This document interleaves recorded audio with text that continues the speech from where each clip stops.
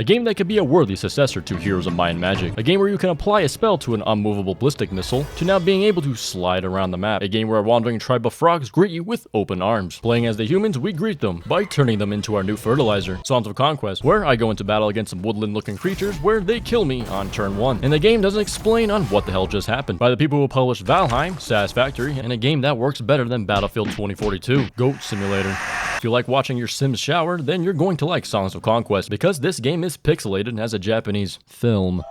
You start by picking the first campaign, the first song, where you play as a wielder who seems to have graduated from College of Winterhold because you know all the spells from the very beginning. Your goal is to wipe out other faction wielders with your units and conquer the land, all the while staying out of harm's way. But if your units die, you're dead. Your wielder can occasionally cast spells that may or may not be useful. Rather than having a mana pool that wielders cast from, you have several mana-like essence that fill up in a variety of ways. When your units start their turn, they grant you mana from their respective magic traits. Magic doesn't have a cap, so the more you hold on the later rounds, you will be able to shift the battle in your favor by nuking the map. I believe I'm getting ahead of myself. Let's start with the gameplay. It's turn-based with basic strategy involved. Range is in the back and melee in the front. What I found that it matters for quantity, not quality. If your stack is bigger, you're gonna win. So you can doom stack with one type of unit and win like these things. When you're not getting eaten by rats, you will find yourself at the world map, which is covered in a fog of war, where you need to explore and take over parts of the world. While you're dicking around on the opposite side of the map, an enemy from the opposing faction can just appear right next to your base. By the time you get back, everything will be under a new regime. And you're kinda screwed. As you grow your economy, you will be able to recruit other wielders. In a single player campaign, if the main wielder dies, the game is over. So I have to funnel troops from every other wielder into the main one. Keep in mind, the enemy attached an Apple AirTag on your ass, beelining for you. All the while leaving the other wielders as useless broke bitches. They will be standing there with their useless degrees. Instead, I make these meaningless wielders have some sort of purpose by turning them into mules, bringing fresh units to your main wielder. Getting into fights and one around interacting with the world environment levels your wielder up to either being able to have more unit slots or increase some sort of stat. I won't be spoiling the campaign, let's just say you're not missing much, but I have to say, Mission 4 of the human campaign is something else. In a more pleasant way of saying it, it fucking sucks. Like getting turn 1 demolished.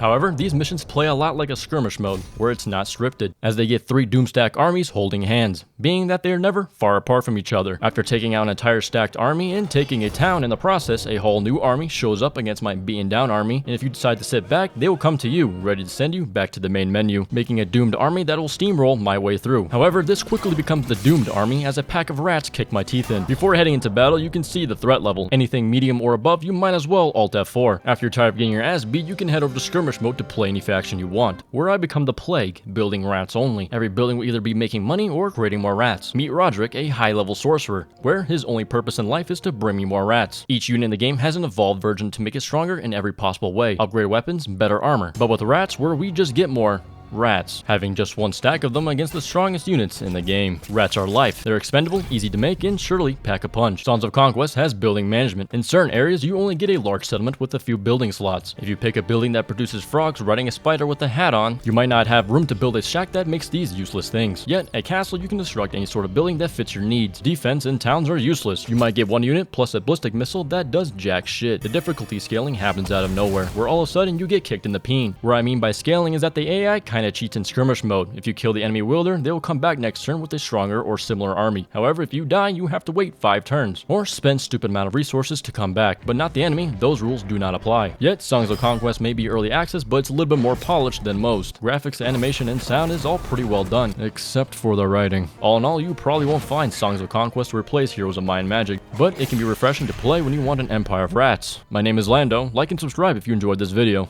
Laters!